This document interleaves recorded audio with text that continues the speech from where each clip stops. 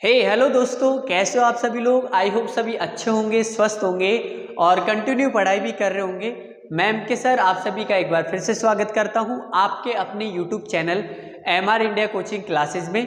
तो दोस्तों आज मैं आपके लिए लेकर आया हूं क्लास 10th का चैप्टर नंबर 3 का लेक्चर नंबर 4, जिसमें हम प्रश्नावली 3.2 के बारे में बात करेंगे। एक्सरसाइज 3.2 के बारे में हम यहाँ पढ़ने वाले हैं। देखो, सबसे पहले हम इसमें प्रतिस्थापन विधि के बारे में बात करेंगे। मतलब ये इस लेक्चर में, इस वीडियो में, इस क्लास में हम प्रतिस्थापन विधि को कंप्लीट सीखने वाले हैं। डिस्प्लेसमेंट मेथड को कंप्लीट अपन सीखने वाले हैं। तो जो भी बच्चा इस वीडियो को कंप्लीट देखता है उसको प्रतिस्थापन विधि मतलब प्रतिस्थापन विधि से कोई सा भी क्वेश्चन वो कर पाएगा। प्रतिस्थापन विधि को कंप्लीट कॉन्सेप्ट उसके यहाँ पर क्लियर होने वाले हैं। तो वीडियो को आपको लास्ट तक देखना है और जो भी बच्चा, जो भी स्टूडेंट चैनल पर नया है वो चैनल को सब्सक्राइब करें, बेल आइकन को प्रेस करें ताकि आने वाले सभी वीडियो की नोटिफिकेशन आपके पास सबसे पहले पहुंचे। तो चलिए दोस्तों, बिना टाइम वेस्ट किए स्टार्ट करते हैं।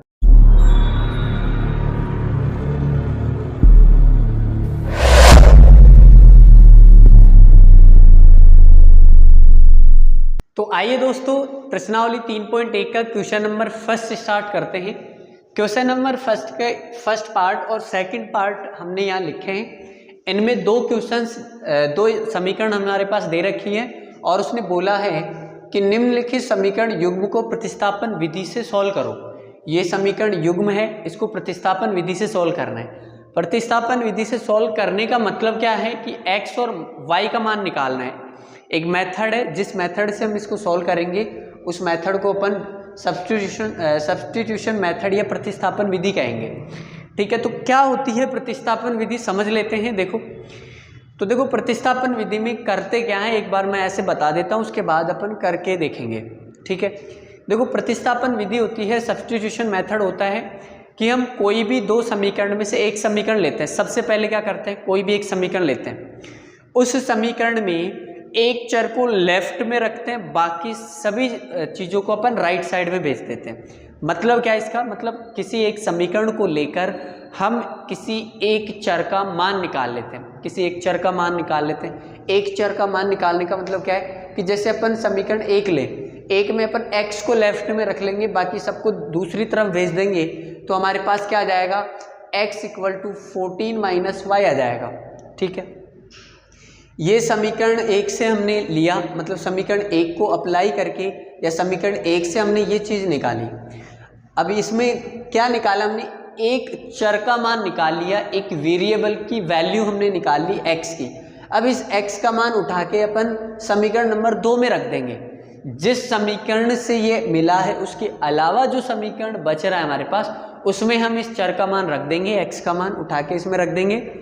जब x का मान उठा के इसके अंदर रखेंगे तो हमें y का मान आ जाएगा। हमारे पास किसका मान आ जाएगा, y का मान। और फिर इस y के मान को उठा के हम किसी भी समीकरण में रख देंगे, चाहे इसमें रख दे, चाहे इसमें रख दे, चाहे इसके अंदर रख दें, हमारे पास किसका मान आ जाएगा, x का मान आ जाएगा। तो इस तरीके से हमें सब्स्टिट्यूशन मेथड यानी कि प्रतिस्थापन विधि से क्वेश्चंस को सोल्व करना है। तो देखिए, करते हैं स्टार्ट। क्या करना है भाई, एक क्वेश्चन को ध्यान से समझ लो, बाकी सभी क्वेश्चंस का कॉन्सेप्ट वही रहने वाला है। तो एक क्वेश्चन पे पूरा फोकस लगा के सामने देख लो क्या होता है। देखो, इसको हम समीकरण 1 दे देते हैं, ये हमारे पास समीकरण 2 है। हम कोई भी एक समीकरण लेते हैं और किसी भी एक समीकरण से हम क्या करते हैं कि कोई भी एक चर का मान निकाल लेते हैं। दो चर है हमारे पास, जिसे इसमें कौन कौन से चर है, x y है, इसमें कौन कौन से चर है, s और t है। तो किसी भी एक चर का मान निकाल लेंगे हम समीकरण 1 से।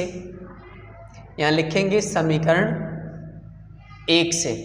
समीकरण 1 से हम क्या कर रहे हैं भाई, समीकरण 1 से x का मान निकाल रहे हैं। तो 14 उधर है पहले से, y उधर जाके किसका हो गया, माइनस का। इसको हम दे देंगे समीकरण नंबर 3। समीकरण नंबर 3 क्या किया हमने, समीकरण 1 से लिखा और 1 से हमने x को लेफ्ट में रख लिया, y को उधर भेज दिया। 14 पहले से था, y उधर जाके माइनस हो गया। इसको हमने दे दिया समीकरण नंबर 3। ठीक है भाई, अब समीकरण 3 में हमें किसका मान मिला, x का। x बराबर मिल रहा है, तो ये x का मान उठाएंगे समीकरण नंबर 3 से और किस में रख देंगे, दो में, एक में नहीं रखना।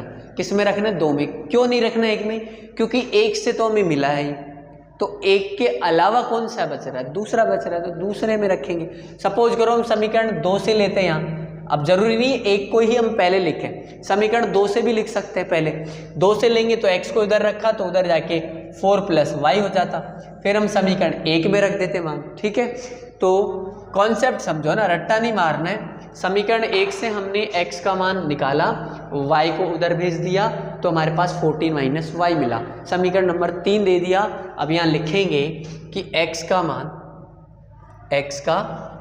मान कहाँ से, समीकरण 3 से, समीकरण इक्वेशन 3 से समीकरण 3 से समीकरण किस में रखेंगे भाई, 2 में रखेंगे। 2 में रखने पर, समीकरण 2 में रखने पर रखो भाई, समीकरण 2 में रखो। समीकरण 2 हमारे पास ये है, x का मान, x की जगह में 14 - y रखना है, 14 - y और माइनस का y है, इक्वल टू में क्या है भाई, 4 है। क्लियर है क्या यहाँ तक? बहुत आसान क्वेश्चन है। देखो एक कॉन्सेप्ट समझ लो एक क्वेश्चन का, बाकी सभी क्वेश्चन का पैटर्न वही रहने वाला है। तो दिस इम्प्लाइज दैट हमारे पास 14 को हम उस तरफ ले जाएंगे, ये माइनस का 1y और माइनस का 1y कितना हो गया, माइनस का 2y हो गया। ये हो गया हमारे पास -2y इक्वल टू में क्या है, 4 उधर पहले से है, ये 14 उधर जाके माइनस का हो गया। तो हमारे पास क्या मिला भाई, -2y इक्वल टू माइनस का 10 मिलेगा। 14 माइनस का 4 प्लस का, तो माइनस का 10 मिला। माइनस से माइनस कट गया, 2 से 10 कितने टाइम्स कट गया, 5 टाइम्स। तो y की वैल्यू कितनी मिल गई भाई, 5। अरे y का मान कितना आ गया, 5 आ गया हमारे पास। अब इस y के मान को उठाएंगे और हम समीकरण 3 में रख देंगे। वैसे तो 1 में भी रख सकते हैं, 2 में भी रख सकते हैं, 3 में भी, किसी भी समीकरण में रख दो, तीनों में से x का मान सेम ही आएगा। लेकिन हम 3 में क्यों रख रहे हैं, 3 में इसलिए रख रहे हैं क्योंकि ये इक्वेशन पहले से सॉल्व हो रखा है, तो डायरेक्ट ही मान आ जाएगा, बहुत जल्दी आ जाएगा इससे। तो समीकरण 3 में y का मान रखने पर यहाँ लिख देंगे कि y का मान समीकरण 3 में रखने पर, समीकरण 3 में रखने पर, ये लैंग्वेज एग्जाम में भी लिखनी है भाई, ध्यान रखना। समीकरण 3 में रखो, समीकरण 3 है हमारे पास, x इक्वल टू 14, y का मान कितना आया 5, तो x इक्वल टू 14 - 5 कितना हो गया 9। ये हमारे पास क्या आ गया, x का मान आ गया भाई। इसी तरीके से हमें सारे क्वेश्चंस को सॉल्व करना है और इसी मेथड को हम क्या कहते हैं, प्रतिस्थापन, इसी मेथड को अपन कहते हैं सब्स्टिट्यूशन मेथड या प्रतिस्थापन विधि कहते हैं। क्या करते हैं भाई, एक बार फिर से समझ लो, बहुत ही आसान है। कोई भी एक समीकरण लेते हैं, एक समीकरण से हम एक चर का मान निकाल लेते हैं। जैसे हमने समीकरण 1 लिया और इससे एक चर का मान निकाला, x बराबर निकाल लिया। अब जरूरी नहीं x बराबर ही निकालो, y बराबर भी निकाल सकते हैं, मतलब y को लेफ्ट में रख लो, x को उधर भेज दो, ठीक है। तो एक चर का मान निकालने के बाद जिस समीकरण से हमने उस चर का मान निकाला, उसके अलावा जो समीकरण बच रहा है उसमें रख दो। यहाँ से उठा के हमने समीकरण 1 से निकाला x का मान, तो ये जो आया x का मान, इसको किस में रख दिया, समीकरण 2 में रख दिया हमने, ठीक है। तो y का मान आ जाएगा, y के मान को उठा के हम समीकरण 3 में रख देंगे, तो हमारे पास x का मान आ जाएगा। इसी मेथड को हम सब्स्टिट्यूशन मेथड या प्रतिस्थापन विधि कहते हैं। आइए फिर इस क्वेश्चन को भी हम स्टार्ट कर लेते हैं। देखो हमारे पास क्वेश्चन नंबर 2 है। क्वेश्चन नंबर 2 का सॉल्यूशन करते हैं भाई। देखो क्या है, इसको तो हम समीकरण नंबर दे देंगे 1। अब देखो इसको हम समीकरण 2 नहीं दे रहे अभी। क्यों नहीं दे रहे, क्योंकि ये समीकरण कंप्लीट रूप से सॉल्व नहीं हो रखा है, पूरा हल नहीं हो रखा है। इसको हम हल करेंगे। कैसे हल करेंगे भाई, देखो नीचे डिवाइड में डिनोमिनेटर में कुछ आ रहा है, तो उसको एलसीएम लेकर सॉल्व करते हैं हम। तो एलसीएम ले लो इसका, तो एलसीएम 3 का और 2 का एलसीएम कितना आएगा भाई, 6 आएगा। 3 का भाग 2 में दिया, 3 का भाग 6 में दिया, तो 2 बार, और 2 को गुणा s से करा तो 2s मिला हमें, प्लस 2 का डिवाइड 6 में करेंगे तो 3 टाइम्स 3 बार जाएगा, और 3 को अपन t से मल्टीप्लाई करेंगे तो 3t आएगा। इक्वल में क्या चल रहा है हमारे पास 6। अब देखो ये डिवाइड में है, उधर किस में चला जाएगा, गुणा में।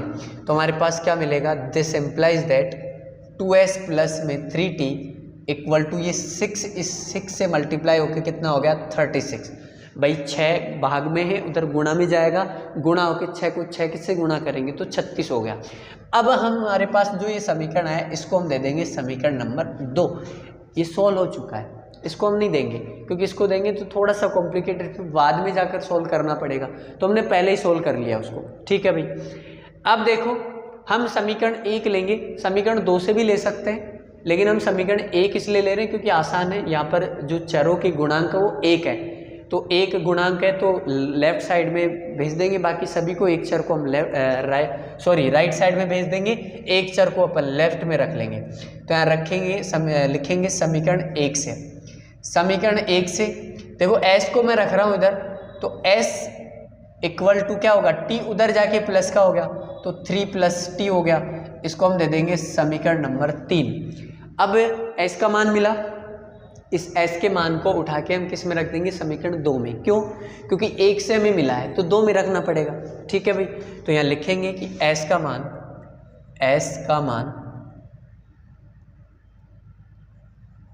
समीकरण 3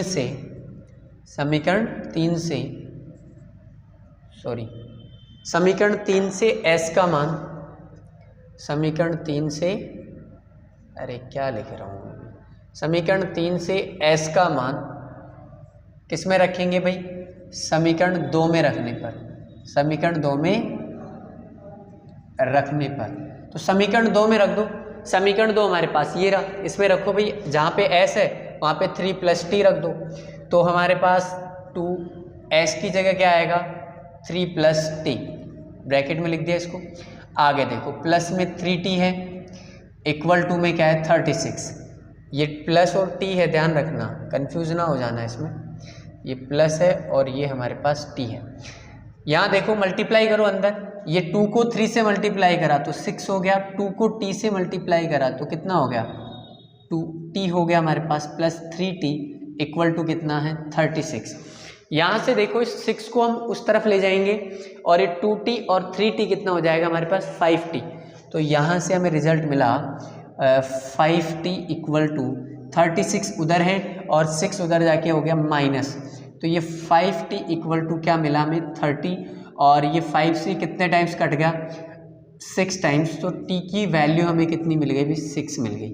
अरे t का मान कितना मिला हमें 6 मिला, 6 मिल गया। इस 6 को उठा के t का मान उठा के हम समीकरण 3 में रख देंगे तो हमें s का मान मिल जाएगा। तो लिखेंगे कि t का मान समीकरण 3 में रखने पर, समीकरण 3 में रखने पर, तो समीकरण 3 में रख दो भाई, तो s इक्वल टू 3 + t का मान कितना है 6, तो s की वैल्यू कितनी मिल गई हमें 3 + 6 कितना हो गया भाई 9। इस तरीके से हमें इन क्वेश्चंस को सोल्व करना है। तो प्रतिस्थापन विधि से कर लें, विलोपन विधि आगे अपन सीखने वाले हैं, ग्राफ्य विधि से हल कर लें। ठीक है। तो हमें x और y का मान, दो समीकरणों का हल निकालने का मतलब या उनको हल करने का मतलब है कि x और y का मान आएगा हमारे पास, और x और y का मान हम निकालना सीख चुके हैं। ये कौन सा मेथड से हमने करा है, प्रतिस्थापन विधि, सब्स्टिट्यूशन मेथड से अपन ने इसको किया है। तो सभी बच्चों को ये समझ में आया होगा, है ना, बहुत ही अच्छे से अपन ने समझा है। अब इसको आप सभी अच्छे से नोट कर लें, उसके बाद अपन नेक्स्ट करते हैं आगे।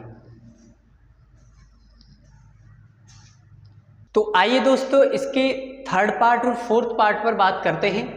देखो क्वेश्चन नंबर फर्स्ट का थर्ड पार्ट है हमारे पास, दो इक्वेशन दे रखी है, 3x minus Y equal to 3, 9x minus 3y equal to 9। हमें क्या करना है, इनको प्रतिस्थापन विधि सब्स्टिट्यूशन मेथड से सोल्व करना है भाई। तो क्या पैटर्न रहेगा, वही एक ऊपर वाले समीकरण को इक्वेशन फर्स्ट समीकरण 1 दे देंगे और नीचे वाले समीकरण को हम समीकरण नंबर 2 दे देंगे भाई। उसके बाद हमें क्या करना है, कोई भी एक समीकरण लेंगे, सॉल्यूशन देखो भाई, कोई भी एक समीकरण लेंगे, समीकरण 1 ले लेते हैं, समीकरण 1 से हम क्या लिखेंगे भाई, समीकरण 1 से। अब देखो किसको हम लेफ्ट में रखें, तो लेफ्ट में रखना सबसे पहले उसको लेफ्ट में रखा करो, ये ध्यान रखा करो जिसका कोफिशिएंट 1 हो, मतलब जिसका गुणांक 1 हो, उसको लेफ्ट में रखा करो। एक साइड में उसको ले जाया करो, उस चर को ले जाया करो जिसका गुणांक, जिसका कोफिशिएंट कितना हो 1 हो, उसको सॉल्व करना आसान होता है। देखो भाई यहाँ पर x का गुणांक तो 3 है, तो 3 को हम नहीं रख रहे लेफ्ट में, हम किसको रख रहे हैं, y को, क्योंकि y का गुणांक 1 है, कोफिशिएंट -1 है। अब देखो ये माइनस का y है, तो इधर तो हम रख नहीं रहे इसको y को।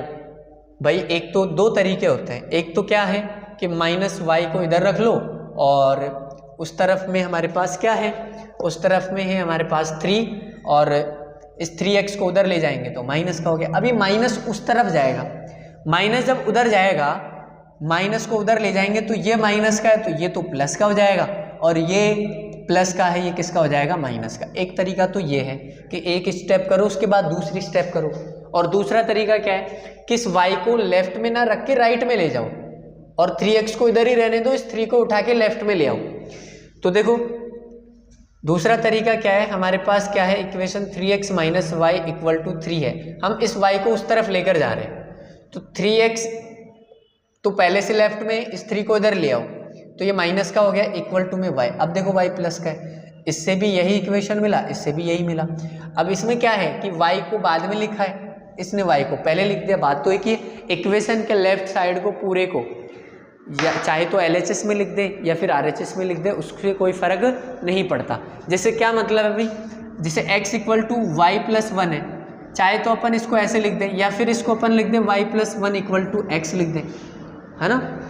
इक्वेशन के राइट हैंड साइड के पूरे पार्ट को या तो राइट में लिख दो या फिर लेफ्ट में लिख दो, बात एक ही होती है।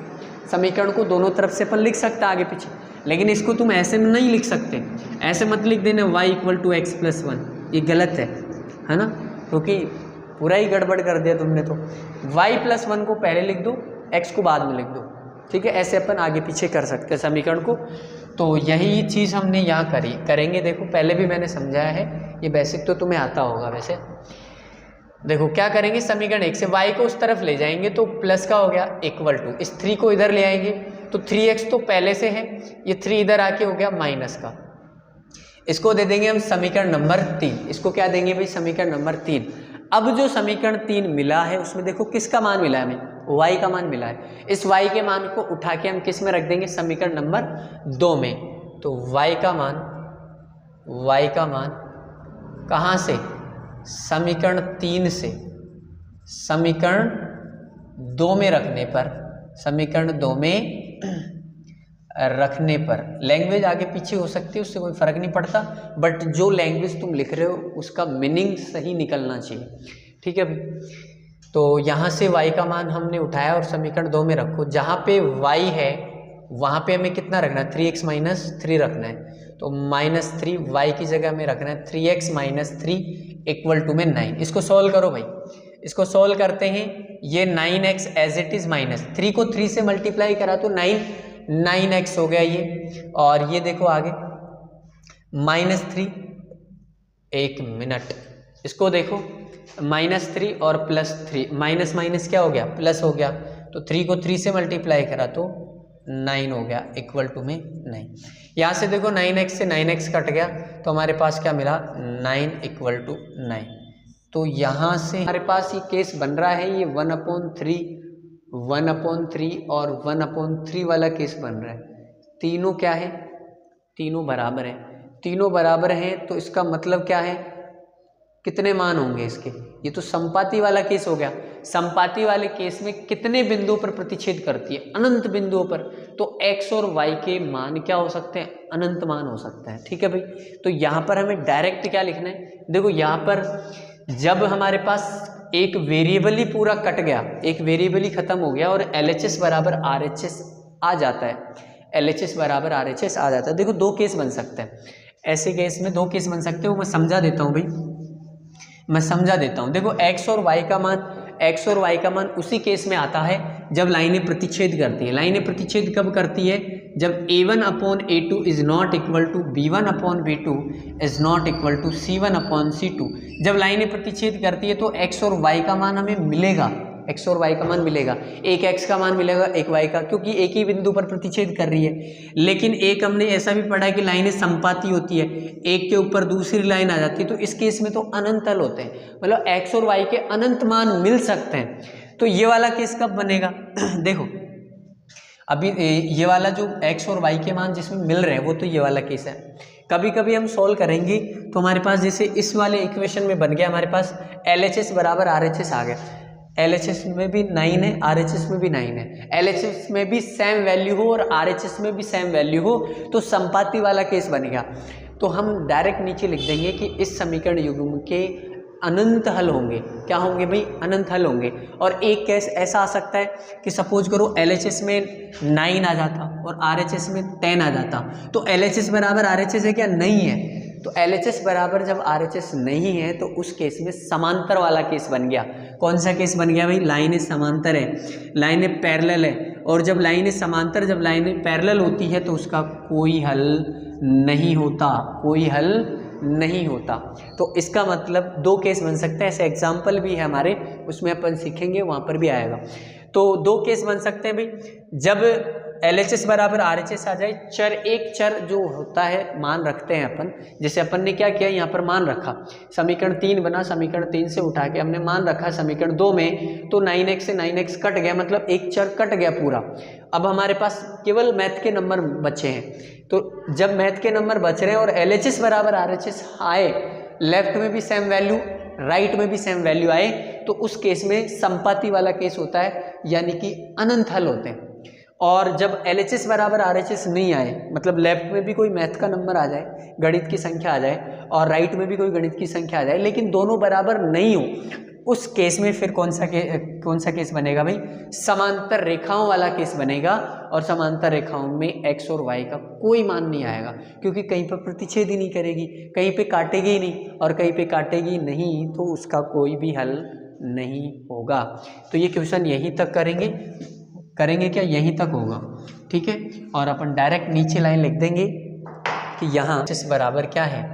LHS बराबर RHS। अतः रैखिक समीकरण युग्म के अनंत हल हैं। दिए गए रैखिक समीकरण युग्म के क्या है भाई? युग्म के अनंत हल हैं, या अपरिमित रूप से अनेक हल हैं। अनंत हल हैं, या फिर क्या लिख सकते हैं? अपरिमित रूप से अनेक हल हैं। ठीक है भाई। क्वेश्चन नंबर इसका थर्ड पार्ट, फर्स्ट क्वेश्चन का थर्ड पार्ट कंप्लीट हो चुका है, इसको नोट कर लें। अब आइए इसके फोर्थ पार्ट पे बात करते हैं। तो देखो भाई, फोर्थ पार्ट क्या है हमारे पास, ये दे रखा है, इसको सॉल्व करते हैं। अब यहाँ पर तो भारी भरकम सी चीज़ दे दी और बच्चे इससे डर जाते हैं, पता नहीं क्या ही हो गया, पॉइंट्स में आ गया रिजल्ट, अब क्या करें, है ना। तो बस कुछ भी नहीं, समझना है, कॉन्सेप्ट समझना है भाई। देखो यहाँ पर एक डिजिट छोड़ के पॉइंट है, नीचे इससे देखो अपन क्या बना सकते हैं, 0.2 है, एक डिजिट छोड़ के पॉइंट है, तो ये पॉइंट हटेगा तो नीचे क्या लगेगा, मतलब इसको 2x लिख सकते हैं और नीचे क्या लिख सकते हैं 10। ये कैसे आया? जैसे 0.2 है, इसका एक डिजिट छोड़ के, एक अंक छोड़ के पॉइंट है, इस पॉइंट को हटाएंगे तो नीचे एक जीरो ही तो लगता है, जितने अंक छोड़ के पॉइंट होता है। तो इसको अपन लिख दिया, अपन ने लिखा, अब पॉइंट हट गया तो 2 से पहले 0 का कोई मतलब नहीं है, तो 2/10, और साथ में x है तो हमने x लगा दिया, तो इसको अपन क्या लिख सकते हैं, 2x/10। ऐसे ही सब में एक एक डिजिट छोड़ के पॉइंट है, जैसे इसमें भी एक डिजिट छोड़ के, इसमें भी एक डिजिट छोड़ के, इसका मतलब सबके नीचे क्या लगेगा, 10, सबके नीचे 10 लग जाएगा। तो यहाँ से हम लिखेंगे +3y/10 = 13/10। अब देखो ये 10 सबके नीचे है, तो एलसीएम लेंगे जब इसका, तो ये कट जाएगा डायरेक्ट, ठीक है, ये कट जाएगा डायरेक्ट, और कटने के बाद हमें यहाँ से एक रिजल्ट मिल जाएगा 2x + 3y = 13। इसको हम दे देंगे समीकरण नंबर 1। क्या दे देंगे भाई? समीकरण नंबर 1। अभी 10 को कैसे काट दिया है ना, 10 को ऐसे काट दिया भाई, देखो जिसको नहीं समझ में आया वो समझ सकता है, = 13/10 है भाई। इनका एलसीएम कितना आएगा, 10 आएगा भाई, दोनों का एलसीएम कितना आएगा, 10 आएगा। अब 10 का भाग 10 में दिया तो एक बार 1 को 2x से गुणा किया तो 2x, प्लस 10 का भाग 10 में दिया तो एक बार 1 को 3y से गुणा किया तो 3y। अब तो काट सकते हैं, या फिर यूँ कह सकते हैं कि ये भाग में है तो उधर गुणा में जाएगा, इधर गुणा में 10 लग गया यहाँ से हटके, तो 10 से 10 कट गया, तो क्या मिला हमें, 2x प्लस में 3y = 13, है ना। ऐसे हमने काट दिया भाई इसको, है ना। तो इसका बेसिक मैंने समझा दिया है, बाकी डायरेक्ट भी कर सकते हैं। देखो ये समीकरण 1 मिल गया। समीकरण 2 को भी अपन बदलेंगे तो देखो इसको अपन लिख सकते हैं 4x अपॉन में 10 plus 5y upon 10 equal to 23/2/10। ठीक है भाई, तो यहाँ पर भी 10 से 10 अपन काट सकते हैं। तो रिजल्ट क्या मिला हमें मिला 4x plus 5y equal to 23। इसको दे देंगे हम समीकरण नंबर 2। इसको क्या दे रहे हैं भाई, समीकरण नंबर 2। यहाँ तक सभी बच्चों के समझ में आया क्या? यहाँ तक सभी बच्चों के समझ में आया होगा। आगे देखो, आगे क्या करते हैं भाई, आगे वही पैटर्न है, वही मेथड है कि किसी भी एक समीकरण को ले लो और एक चर को लेफ्ट में रख लो। हम किसको रखें लेफ्ट में? तो देखो लेफ्ट में अब समीकरण 1 ही ले रहे हैं अपन, तो यहाँ से समीकरण 1 ले लो अभी तो। ठीक है भाई, समीकरण 1 से, समीकरण 1 से अब एक में दो चर हमारे पास x और y, किसको रखें लेफ्ट में? तो लेफ्ट में हम उसको रखते हैं जिसके साथ में जो गुणांक है वो आसान हो।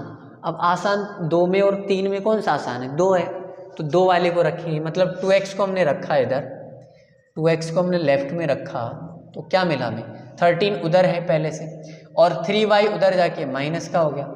ये 2 गुणा में है, इधर से हटेगा तो किस में चला जाएगा? भाग में। तो इसको हम दे देंगे समीकरण नंबर 3। समीकरण नंबर 3 से x का मान उठाएंगे और समीकरण 2 में रख देंगे भाई। तो उठाओ इसको, रखो। ठीक है, तो यहाँ लिखेंगे कि x का मान समीकरण 3 से किस में रखेंगे? समीकरण 2 में। समीकरण 2 में रखने पर, समीकरण 2 में रखने पर तो रख दो भाई। समीकरण 2 में क्या है हमारे पास? जहाँ x है वहाँ पे ये मान रखना है। तो this implies that for x की जगह में रखना है ये वाला 13 माइनस 3y अपॉन में क्या है? 2।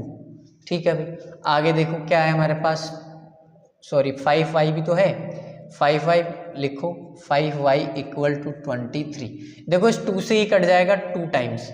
अब इस 2 को अंदर मल्टीप्लाई कर दो, 2 को 13 से मल्टीप्लाई करेंगे तो 26 हो गया, माइनस 2 को 3 से मल्टीप्लाई करेंगे तो 6y हो गया, प्लस 5y इक्वल टू में क्या है भाई? 23।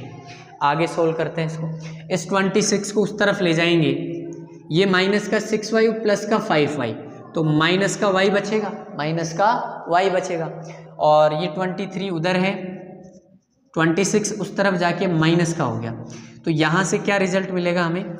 यहाँ से रिजल्ट मिलेगा भाई माइनस y इक्वल टू, ये माइनस का 3 मिलेगा, यहाँ से माइनस कट गया तो y की वैल्यू मिल गई हमें 3, प्लस 3 मिल गया भाई। y कितना मिल गया? प्लस 3 मिल गया। अब इस y का मान को उठा के, इस y की वैल्यू को उठा के हम किस में रखेंगे? समीकरण 3 में। तो हमारे पास किसका मान आ जाएगा? x का मान आ जाएगा। तो करो भाई, y का मान किस में रखेंगे? समीकरण 3 में रखने पर, समीकरण 3 में समीकरण 3 में रख दो तो x इक्वल टू क्या मिलेगा हमें?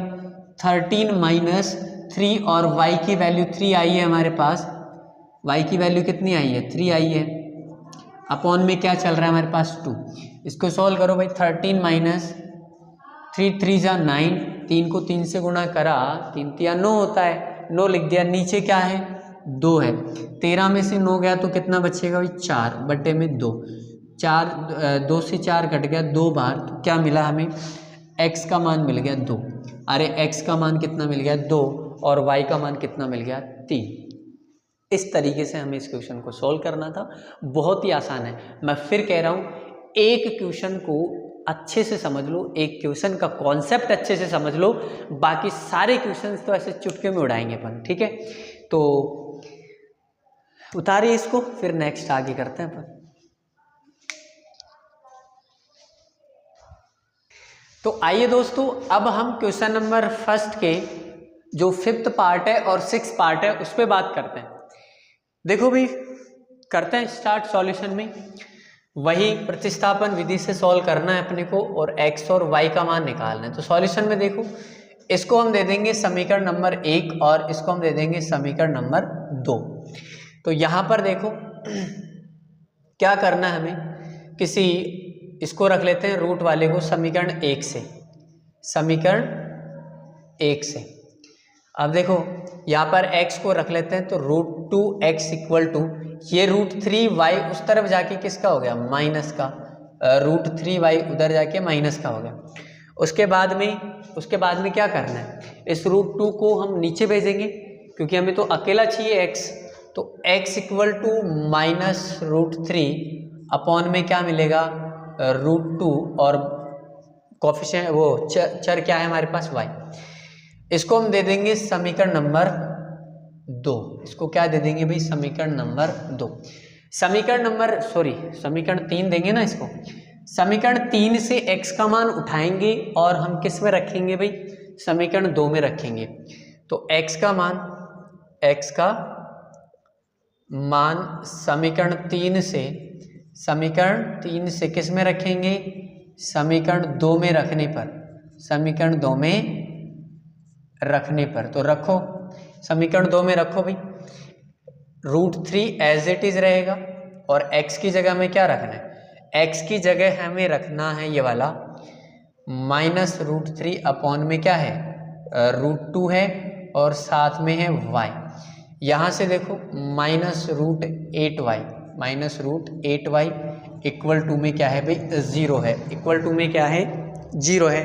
देखो क्या करना है, इस √3 को √3 से गुणा करेंगे आगे अंदर, तो देखो रूट वाले नंबर को उसी रूट वाले नंबर से मल्टीप्लाई करते हैं तो वही रिजल्ट आता है। जैसे √2 को √2 से मल्टीप्लाई करें तो 2 ही आएगा। ठीक है भाई, कैसे आता है एक्चुअल में ये कि √2 को √2 से मल्टीप्लाई करें तो √4 हो गया। √4 को अपन 2 का स्क्वायर लिख सकते हैं भाई, 2 4 है वो 2 का ही तो स्क्वायर होता है, स्क्वायर से रूट हट जाता है, 2 रिजल्ट आता है। यहाँ पर भी ऐसे ही होता है, 9 होता है, 9 किसका स्क्वायर होता है, 3 का, स्क्वायर से रूट हट गया तो 3 रिजल्ट आ गया। ठीक है, तो ये एक्चुअल में रीज़न होता है इसका। तो यहाँ से हमारे पास मल्टीप्लाई करेंगे √3 को √3 से, तो हमारे पास आएगा 3 और माइनस तो है ही, अपॉन में क्या है हमारे पास, √2 है और y है। इधर देखो √8y इक्वल टू में क्या है भाई, 0। एलसीएम लेके सॉल्व कर लो, इसके नीचे कुछ नहीं है तो 1 मान लेंगे। यहाँ देखो भाई एलसीएम कितना आएगा, √2 आएगा, एलसीएम कितना आएगा, √2 आएगा। √2 का भाग √2 में देंगे तो एक बार, 1 को गुणा -3y से करेंगे तो माइनस का 3y ही आएगा, माइनस 1 का भाग √2 में करेंगे, 1 का भाग √2 में करेंगे तो √2 बार, और √2 को √8 से गुणा करेंगे तो √16 आएगा। अरे 8 दूनी 16 अंदर गुणा हो जाएगा ना, √16y इक्वल टू में 0। यहाँ से देखो ये गुणा में था, ये भाग में, इधर गुणा में चला जाएगा तो -3y, ये क्या हो गया, ये हो गया हमारे पास -4। अरे 16 का स्क्वायर रूट, 16 का वर्गमूल कितना होता है, 4 होता है, इसमें से 4 बाहर आ गया, इक्वल टू में 0 गुणा √2। ये √2 कहाँ चला गया, इसके गुणा में चला गया, 0 से गुणा होके तो 0 हो गया, और ये जो हमारे पास कितना हो गया, ये माइनस का 7y हो गया, इक्वल टू में 0।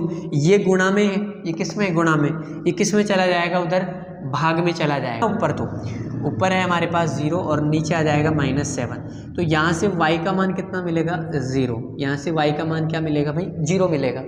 y का मान 0 मिल रहा है, y का मान उठा के अपन समीकरण 3 में रख देंगे तो y का मान 0 रखेंगे, 0 से इनको गुणा करेंगे तो 0 रिजल्ट मिलेगा।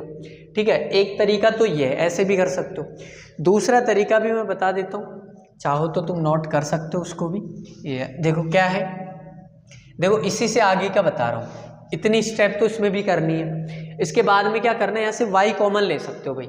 यहाँ से y जब कॉमन लिया हमने, यहाँ से y कॉमन आ जाएगा तो क्या मिलेगा हमें देखो √3 को अंदर मल्टीप्लाई कर दो तो -3 अपॉन में नीचे क्या है, √2 है, और माइनस का √8 बचेगा। हमने y को कॉमन ले लिया, हमने क्या करा, y को कॉमन ले लिया, बराबर में क्या चल रहा है, 0, बराबर में क्या चल रहा है, 0।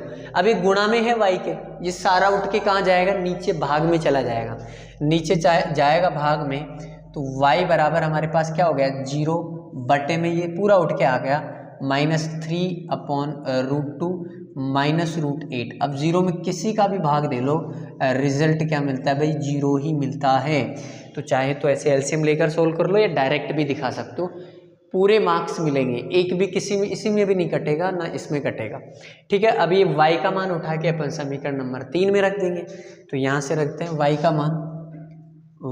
का मान समीकरण 3 में रखने पर, समीकरण 3 में रखने पर, समीकरण 3 में रखेंगे भाई, समीकरण 3 में रखने पर, तो समीकरण 3 में y का मान रख दो तो x बराबर ये हमारे पास -√3/√2 और y का मान है 0। जब 0 से किसी को गुणा करते हैं तो 0 ही मिलता है, तो x का मान कितना मिल गया भाई, 0 मिल गया।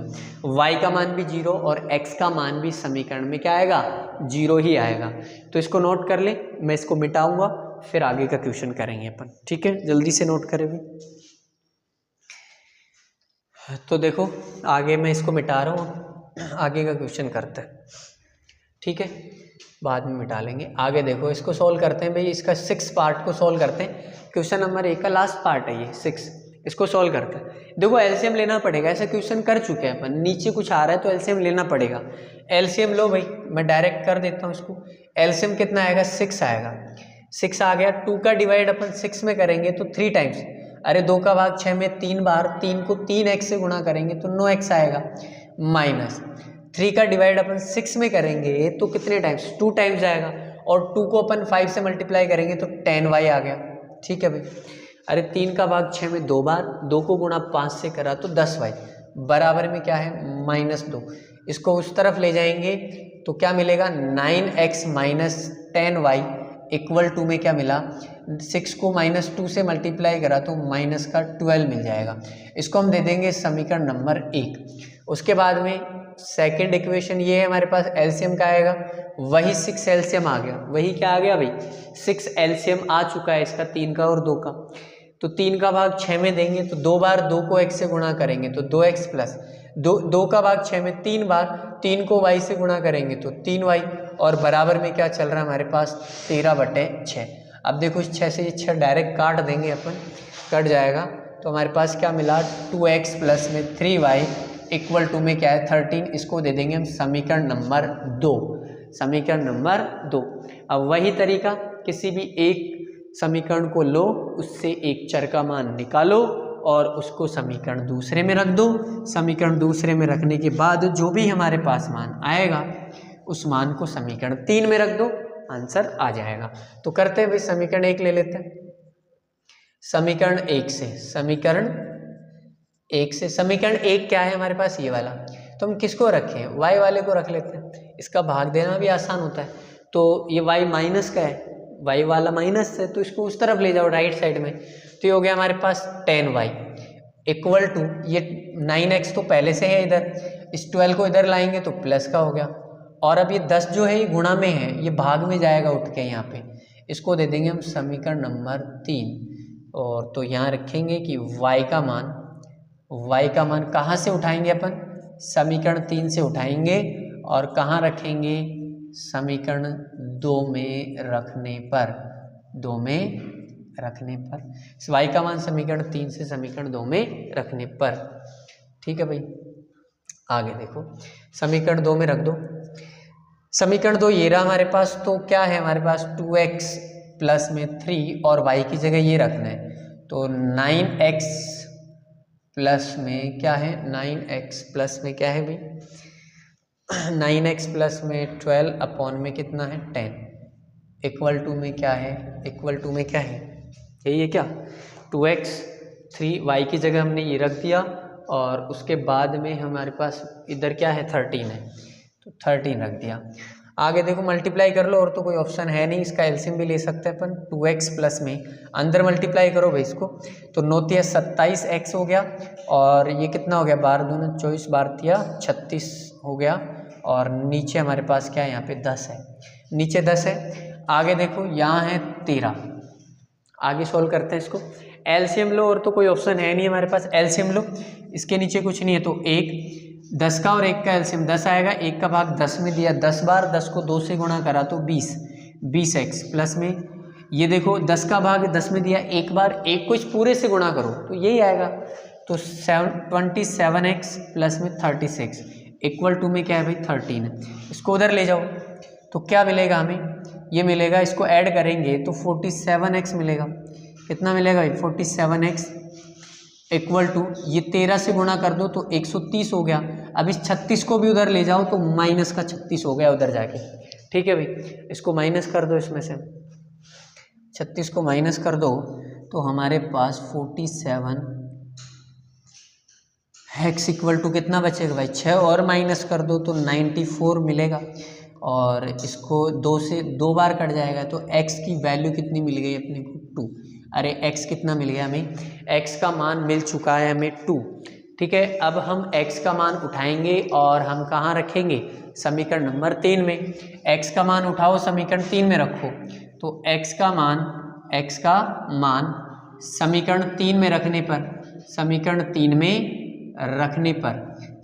3 में रखेंगे x का मान, तो समीकरण 3 में देखो y इक्वल टू हमारे पास है 9x प्लस, अच्छा x का तो मान रखना है ना अपने को, तो x का मान रखो भाई, x का मान कितना है, 2 है, तो 2 रखा, प्लस में 12 अपॉन में क्या चल रहा है हमारे पास, 10 चल रहा है। ठीक है, आगे देखो क्या करना है हमें, y इक्वल टू ये कितना हो गया, 18 प्लस 12/10, तो ये आ गया हमारे पास कितना, 30/10 आ गया, 10 से ये कट गया 3 बार, तो y का मान कितना मिल गया, 3। इस तरीके से हमें y का और x का मान मिल जाता है। तो ये इस क्वेश्चन नंबर 1 के जितने भी पार्ट थे सारे पार्ट हमने कंप्लीट कर लिए हैं। सभी बच्चों को बहुत अच्छे से समझ में आया होगा। इस एक्सरसाइज के जो प्रश्नावली हमारे 3.1 है उसका क्वेश्चन नंबर फर्स्ट अपन ने कंप्लीट कर लिया है और सारे क्वेश्चन अपन ने बहुत अच्छे से समझे। सभी को प्रतिस्थापन विधि जो हमारे पास डिस्ट्रीब्यूशन मेथड है वो सब्स्टिट्यूशन मेथड है सॉरी, वो सभी का क्लियर हो गया होगा।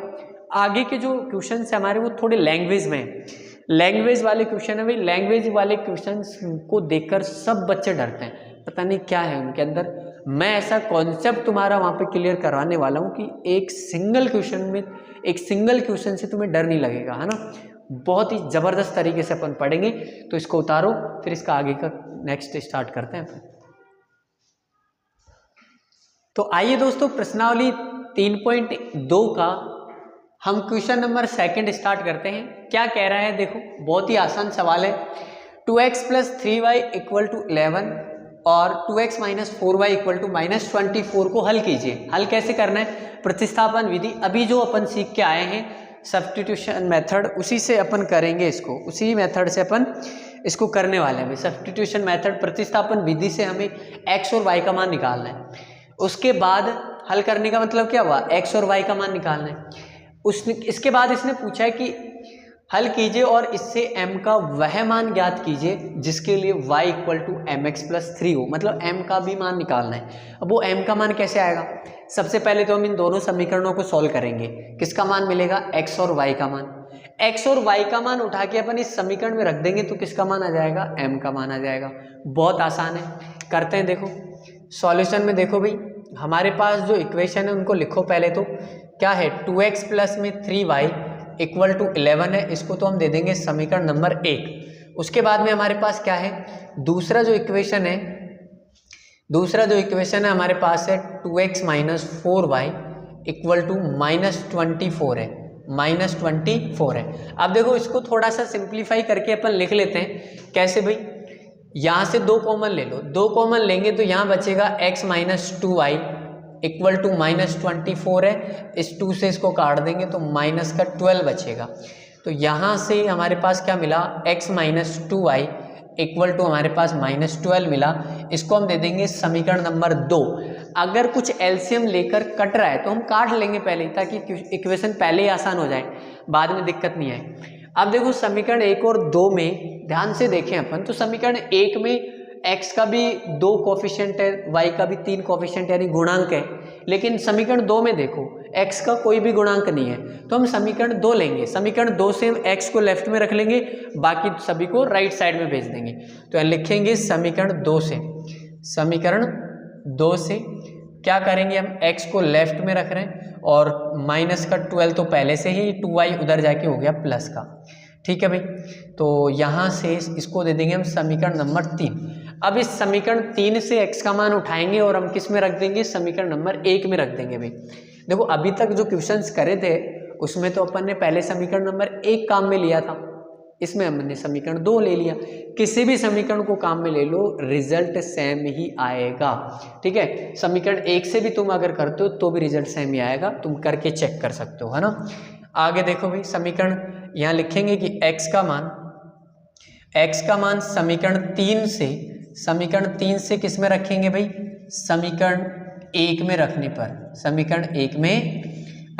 पर, तो रखो समीकरण 1 में x का मान 2, x की जगह में क्या रखना है -12 + 2y प्लस में है 3y = 11। यहाँ से देखो क्या मिलेगा हमें, अंदर मल्टीप्लाई करो, ये माइनस का 24 हो गया और प्लस में ये कितना हो गया 4y हो गया और प्लस में ये है 3y = में 11। यहाँ से देखो भाई ये 4y और 3y कितना हो गया 7y = 11। ये 24 उधर जाके किसका हो गया प्लस का हो गया, 24 उस तरफ जाके किसका हो गया प्लस का हो गया। यहाँ से देखो 7 को अपन उस तरफ भेज देंगे या 7y = इसको ऐड करो तो कितना हो गया 35 हमारे पास, 35 हो गया, 7 से कितने टाइम्स कट गया 5 टाइम्स, तो y का मान कितना मिल गया भाई 5 मिल गया। y का जो मान मिला हमें वो कितना मिल गया 5 मिल चुका है। अब इस y के मान को उठा के हम किस में रख देंगे, समीकरण 3 में रख देंगे। तो यहाँ लिखेंगे कि y का मान किस में रखेंगे, समीकरण 3 में रखने पर, y का मान समीकरण 3 में रखने पर, y का मान समीकरण 3 में रखने पर, तो समीकरण 3 ये रहा हमारे पास, ये रहा। तो this implies that x = -12 plus में 2 और y का मान 5 मिला है हमें, तो 5 रख दो यहाँ पे। तो क्या मिला हमें x = -12, ये कितना हो गया 10 हो गया, तो x का मान मिल गया हमें -2। अरे कितना मिल गया -2। x का मान हमारे पास -2 और y का मान है 5। अब हमें किसका मान चाहिए, m का मान चाहिए। तो चूंकि हमारे पास क्या है भाई y = क्या है mx + 3 है, तो इस समीकरण में x तथा y का मान रखने पर,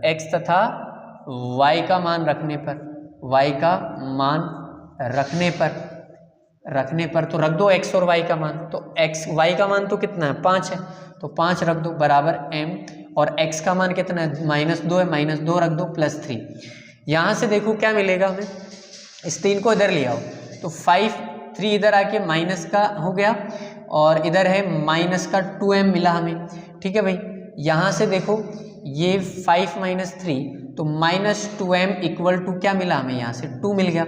अरे कितना मिल गया 2 मिल गया। अब इसको नीचे ले जाओ, या 2 से 2 कट गया, 1 टाइम्स इस माइनस को उधर भेज दो तो m का मान कितना मिल गया -1।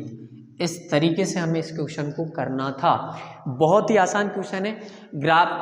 पहले हमने ग्राफी मेथड सीखा, उसके बाद में हमने प्रतिस्थापन विधि सीखी।